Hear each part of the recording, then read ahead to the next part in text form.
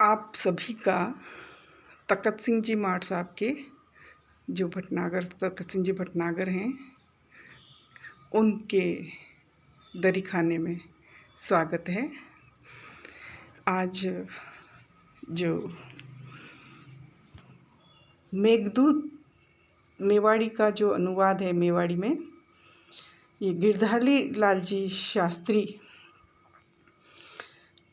ने मेघदूत को मेवाड़ी में अनुवाद किया।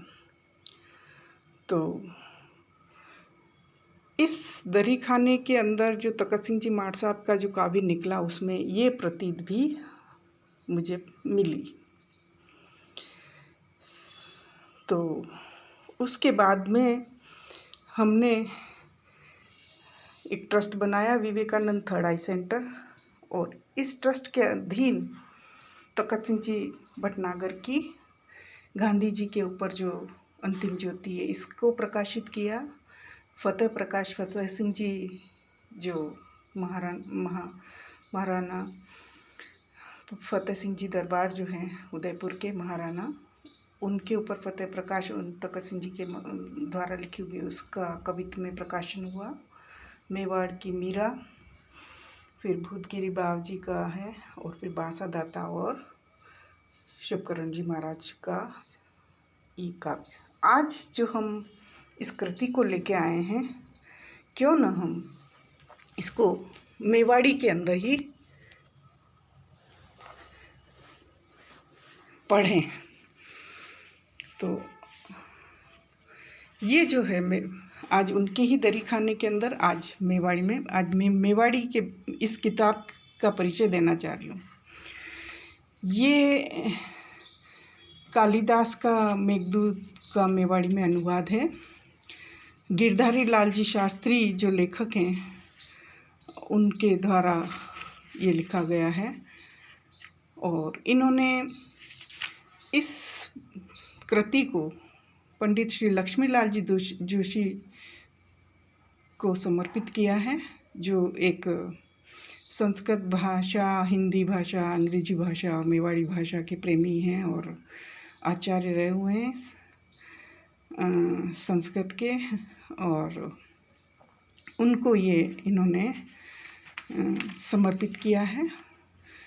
तो मेवाड़ की सबसे पहले मेवाड़ के बारे में हम बताना चाह रहे हैं आपको कि ये एक नई चीज़ आपकी सेवा में ये दे रहे हैं, और ये महाकवि कालिदास का जो मेघदूत है उसको इन्होंने देखा कि मारवाड़ी भाषा में तो है इसका, तो क्यों ना हम इसको मेवाड़ी के अंदर ट्रांसलेट कर लें।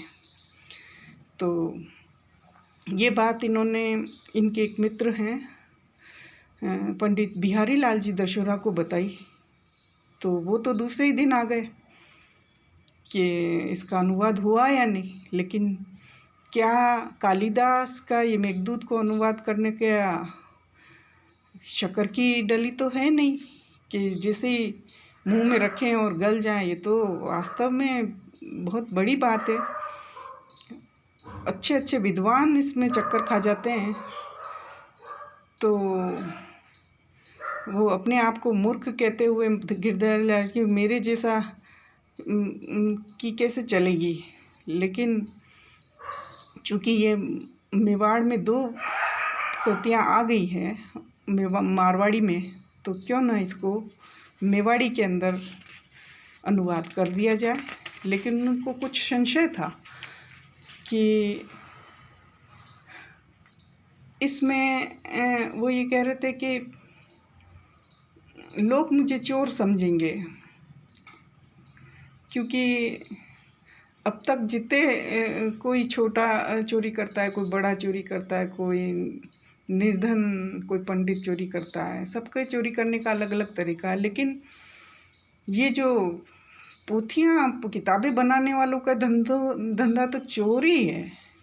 ये कहीं कहीं से चोरी करते ही हैं। और राजशेखर अपनी काव्य मीमांसा में लिखा कि बहुत तरह के चोर होते हैं। तो किताबों का धंधा करने वाले तो चोर होते हैं, वो इधर से उधर चीज़ें लेते ही हैं। और विरह का वर्णन मंदकांतरा छंद में जो वेणोचा आहे मेघदूत पण आणि ही छंद में है। पण संस्कृत भाषा समाश्री भाषा है और जो संस्कृत भाषा है वो समास की भाषा है। अनेक शब्द एक साथ मिलके बने होते हैं। दूसरी भाषा में समास नहीं होते हैं। और समश्रुत के अनुवाद में बहुत सारे शब्द को छोड़ना भी पड़ जाता है और अगर बहुत सारे शब्द को छोड़ते हैं तो आनंद सब चला जाता है।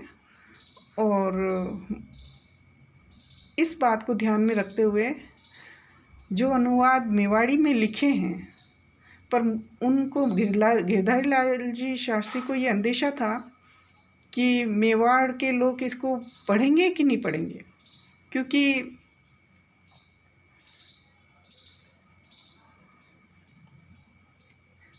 उनकी ये धारणा हो गई कि अब मेवाड़ माँ तो मर चुकी है और उनकी बोली भी मर चुकी है। आजकल कोई मेवाड़ी बोलता भी नहीं है। मेवाड़ नहीं होने के बाद में अब मेवाड़ी बोलता भी नहीं है। यूँ ही ऐसे ही अपन माँ को याद ही नहीं करते हैं, तो परदेश की जो इंग्लिश की भाषा है उसको अपनी माँ समझ रहे हैं। और हमारी जो असली माँ है बूढ़ी, वो दुखी हो रही है देख देख के। तो मेवाड़ जो माँ आज ताई आपरा सपूत ब्रह्मनिष्ठ महाराज साहब चतुर सिंह जी करजाली री बताई रीत रे अनुसार करजाली चतुर सिंह जी बावजी और स्वर्गीय शोभालाल जी शास्त्री दशहरा की आज्ञा को सिर पे चढ़ा के मैंने ये सोचा, ये गिरधारी लाल जी शास्त्री कहते हैं कि दिल आंधियो थाका बलद, दिन आंधियो थाका बलद भी थक गए। 70 वर्ष की आयु तो हो गई है, मेरी इंद्रियां भी शिथिल हो गई है, मरने की ओर चला हूँ। अब शकुंतला नाटक नाम का एक फूल और चतुरा या पुष्पांजलि चतुर्य चरणा में चढ़ जाए तो मन मधुकर मुदित करे, मधुर सुगंधि पाए। तो एक उनकी लास्ट इच्छा थी कि एक शकुंतला का पुष्प और चतर सिंह जी बाबूजी के चरणों में चढ़ जाए। तो थोड़ा दिन थारी दादी माँ संस्कृत की सेवा करूँ, उन्होंने अपना विचार बताया कि अब 70 साल के बाद थोड़ा संस्कृत को पढ़ूँगा और कभी आपके मतलब मेवाड़ माँ का भी दर्शन करता रहूँगा। अब थूं थारे जश दूजो चाकर कबाड़ ने चाकरी लेने चाहती वे तो तू लीजे। तो मने ऐसो लाग्यो कि यो जो दरीखानो है इनमें तखत सिंह जी माड़ साहब री पोतिया में या मेघदूत मिली है, तो आपने मेवाड़ माँ ने यो विचार नहीं करनो चाहे कि अटे चाकर री कमी है, अटे नरी चाकर है, मुँह आप रो चाकर, मुँह सुनीता आपरी चाकर। आज यही होज न इन्हें मेवाड़ी रा इन्हें आप रे जो इन्हें वणई है, इन्हें में लोगों ने हम जावारी कोशिश कर, हमारी थोड़ी कोशिश रहेगा कि वणा ने कटे हिंदी समझ में आए तो हिंदी में, न कटे इंग्लिश समझ में आए तो इंग्लिश, ताकि इन्हें समझे वे। तो यो अनुवाद संस्कृत जानवा वाला जो मेघदूत है वे संस्कृत काव्यरा रसिक लोग वाँचवा ने कीधो है, खोटा खरारी पारख भी करेगा। अगर इनमें अब गिरधारी लाल जी शास्त्री कह रहे हैं कि इसमें अगर कोई मेरे बुढ़ापे की वजह से कोई गलती रह गई हो तो उसको आप सुधार लें। और जान अनजान में मने अणी अनुवाद में सहायता मिली है वणा रोमो उपकार, यह कितनी बड़ी बात है कि वो लिखते वक्त वो उन सबको धन्यवाद दे रहे हैं कि जिन लोगों का इसमें सहायता मिली है उनको मैं धन्यवाद देता हूँ। और चिरंजीवी पन्नालाल फूलशंकर जी भाणेज अम्बालाल जी को उसके आग्रह सहयोग दियो, जो कि आशीर्वाद रा पात्र हैं क्योंकि ये उन्होंने छपवाया है। और ये गिरधारी लाल जी का परिचय था। अब कालिदास का परिचय मैं आपको मेवाड़ी में न करके और थोड़ा सा हिंदी में ही करूँगी, क्योंकि ये जिसको पढ़ना है वो इसको फेसबुक पे इनलार्ज करके और इसको पढ़ लेंगे। और मैं थोड़ा सा आपको बताना चाह रही हूँ कि कालिदास जी ने जो ये मेघदूत बनाया, तो इसकी शुरुआत, इसके लिए क्या एक दंत कथा है। इसमें क्या है कि एक बार एक राजा की कन्या बहुत ज़्यादा पढ़ी लिखी थी, तो उसने ये प्रण कर लिया कि मैं उसी के साथ शादी करूँगी जो मेरे से शास्त्रार्थ में जीत पाएगा। तो अब पंडित वगैरह सब हार गए, उससे कोई जीतता नहीं था। तो उन्होंने देखा कि अब ये तो किसी के भी चक्कर में नहीं आ रही है, तो इसको किसी मूर्ख आदमी से ही शादी करवा देते हैं। तो उसकी मूर्ख की खोज करने गए, तो उन्होंने देखा एक आदमी जो है पेड़ की डाली के ऊपर बैठ के पेड़ को काट रहा था। तो उनका तो गिर जाएगा, पेड़ की इस डाली इधर बैठेगा तो गिर जाएगा, लेकिन उनका चलो इसको उतार लेते हैं, प्यार से इसको समझाते हैं कि तेरे को अच्छे से किसी लड़की से, अच्छी सी लड़की से शादी करवाते हैं। तो इसको उतारा और इसको अच्छे से कपड़े वपड़े पहना के और इसको राजा के वहाँ पे ले गए और उसको ये कह दिया कि तू कुछ बोलना मत, अगर बोलना ही पड़े तो केवल इशारों में ही बात करना। तो उसने कहा चलो ठीक है, मैं इशारों में ही बात करूँगा। फिर उसको बड़े आसन पे बिठाया, तो बता दिया कि ये हमारे जो महाराज है ये मौन रखते हैं, मौन व्रत कर रखा है, तो जो भी आप शास्त्रार्थ करना चाहें तो आप इशारों में ये बात कर लेंगे, लेकिन बोलेंगे कुछ नहीं। फिर कन्या को सामने लाया, तो कन्या ने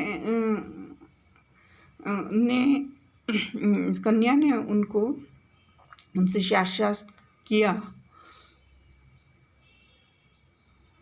तो कन्या ने एक उंगली उठाई कि ईश्वर एक है।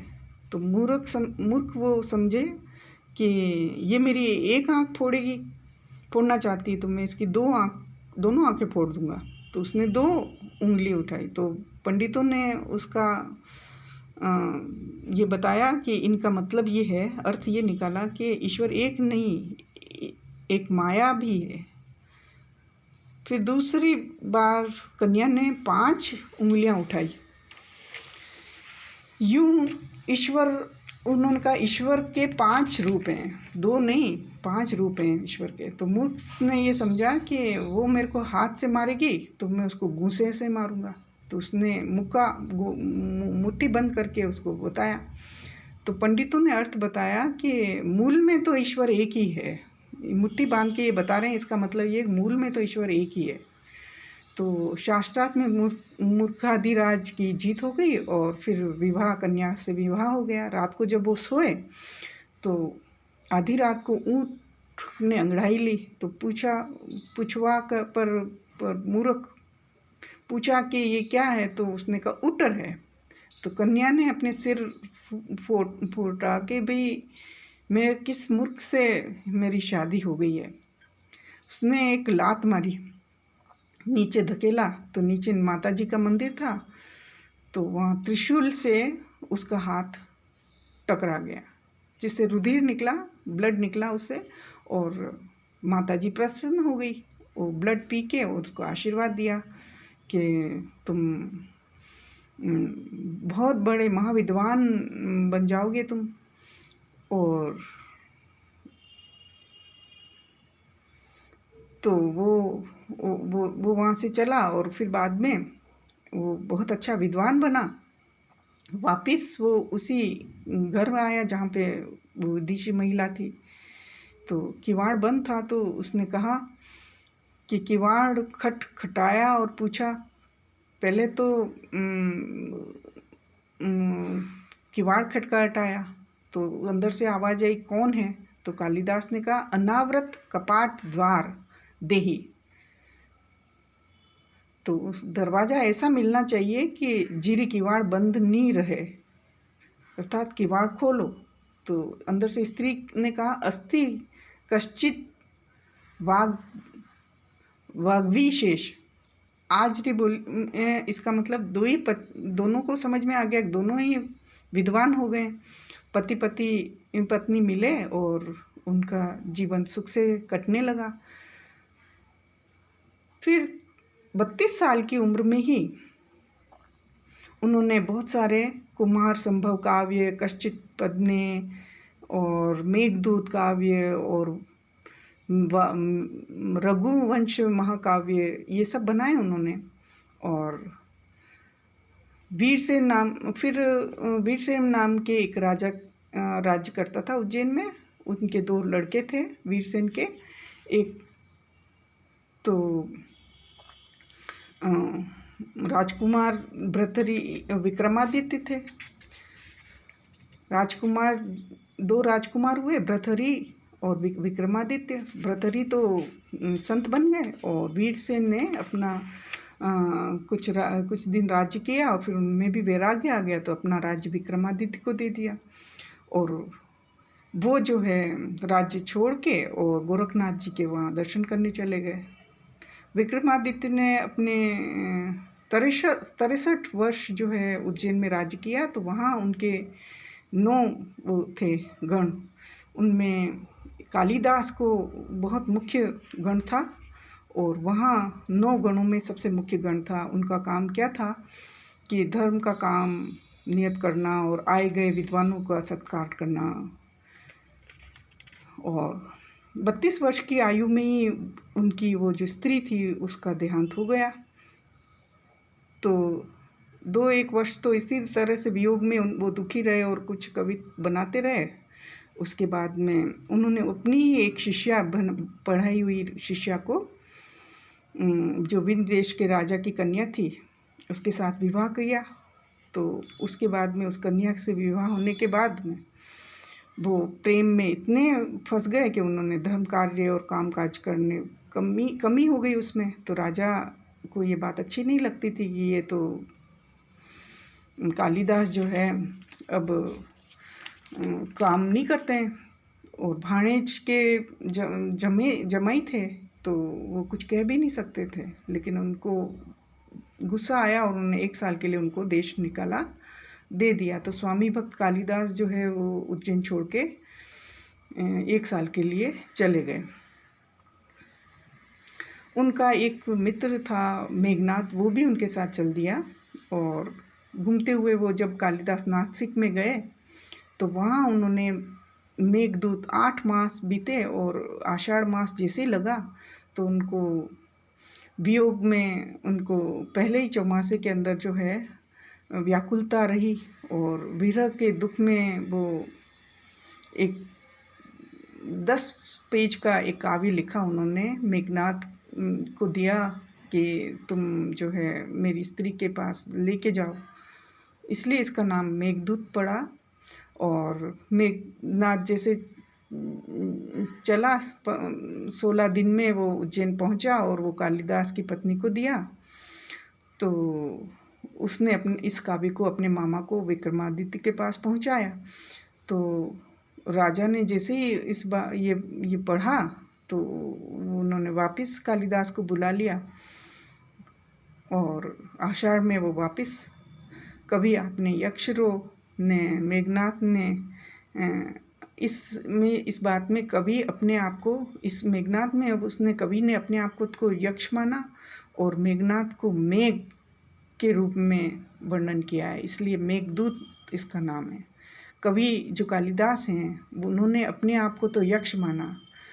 तो एक कविता मुझे याद आ रही है कि मैं कैलाश जी जोशी जो हिंदी के प्रोफेसर डूंगरपुर में थे, उनके पास एक दिन गई कि मेरे को कल कविता पाठ करना है, तो कोई एक अच्छी सी कृति मुझे दें। तो उन्होंने मुझे यही कृति बताई, कालिदास सच सच बताना, इंद्रमती के दुरस से तुम रोए या अज रोया या तुम रोए थे, कालिदास सच सच बताना। शिवजी की तीसरी आँख से अज रोया या तुम रोए थे, कालिदास सच सच बताना। रति रोई या तुम रोए थे, कालिदास सच सच बताना। इन तो ये वाली जो कृति मुझे याद आ रही है कि मेरा काव्य से दूर दूर से नाता नहीं था, लेकिन आज ये मेघदूत पढ़ के मुझे वो बात याद आ रही है जब मैं स्नातक में थी। तो आज कि ये यक्ष जो है, उस समय मैं नहीं समझ पाई थी कि ये यक्ष कौन है और रति कौन है और मेघदूत क्या है। ये बात बहुत प्रसिद्ध है कि यक्ष कुबेर की सेवा करता था और वो जो काम प्रतिदिन करता था, महादेव की सेवा पूजा के समय वो बगीचे से फूल लाता था, कुबेर के पास रख देता था। और एक दिन क्या हुआ कि वो ड्रिंक कर लिया, उसने मदिरा पान कर लिया, जिससे वो स्त्री के पास रह गया और उसकी सेवा में पुष्प नहीं पहुंच पाए। मतलब शिवजी की सेवा के लिए कुबेर को वो पुष्प नहीं दे पाया। तो इस गलती से नाराज होकर कुबेर ने 1 वर्ष का उनको देश निकाला दे दिया।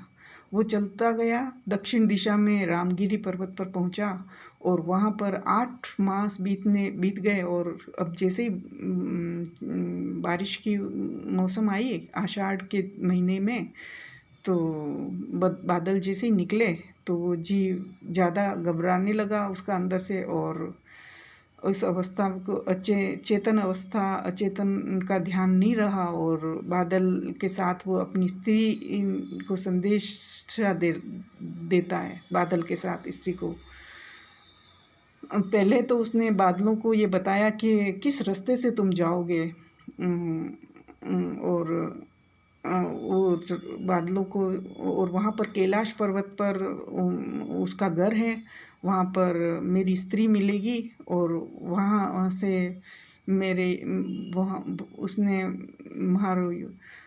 उसको ये कहना कि इसने यक्ष ने मेरा ये संदेशा भेजा है और बादल मेघ को दूत बना के भिजवाया है। और इस काव्य का नाम भी उसने मेघदूत रखा। कालिदास के काव्यों पर बहुत लोगों ने टीका प्रसिद्ध विद्वान मल्लिकानाथ की जो मान्यता है कि भगवान रामचंद्र जी जो है 14 वर्ष वनवास में रहे और सीता जी का वियोग में हनुमान जी ने हनुमान जी को तो दूत बनाया और लंका में भेजा। सो यक्ष के रूप में राम है और दूत के रूप में हनुमान जी है।